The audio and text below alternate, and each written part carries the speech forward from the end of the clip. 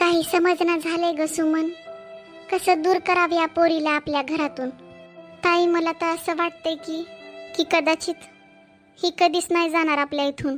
पण सुमन, मला कधी कधी असं वाटतंय की इथे एवढा सगळा परिवार आहे. हिची आजी आज्या, का त्यांना हिची आठवण येत नसेल का? ते हिला घ्यायला काऊन येईना झाले तर माहित नाही हो ताई.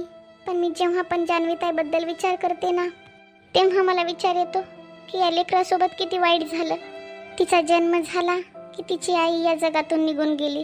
तिच्या वडिलांनी हिला स्वीकार केलं नाही. पण जसंच विचार केला की आत्याबाई आपल्या लेकराचा अधिकार ताईच्या लेकराला देते, बस त्याच वेळेला मला खूप राग यायला लागतो ताई. मग ही पोरगी मला बिलकुल चांगली वाटत नाही आपल्या घरामध्ये. हो ग सुमन, तू बरोबर बोलली. मला पण हिचा राग येत नसून हिच्यावर दया येते ग. पण मला खरेपणा जेव्हा दिसतो ना, तेव्हा माझं मलाच कळत नाही मला काय होतंय ते. सगळ्यात जास्त दुःख तर मला या गोष्टीचं होतंय की ती या घरात आली तेव्हापासून आत्याबाईंना आपल्या लेकरावर कधीच लक्ष दिलं नाही. अरे असं वाटतंय बस ती पिंकीचीच आजी आहे, आमच्या लेकराची कोणीच नाही. ताई एक काम करूता का?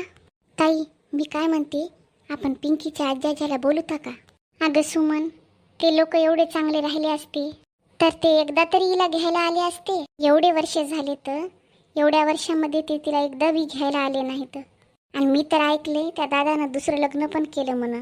पण ताई आपण एकदा तरी प्रयत्न करायला पाहिजे. मला तर असं वाटते ताई, आपण पिंकीच्या सावतर आईला बोलाव का? आत्याबाईनं पण तर पिंकीला त्याच्यासाठीच इथं आणलं होतं ना, की तिच्या सावतर आईनं तिच्यासोबत गलत व्यवहार करू नये म्हणून.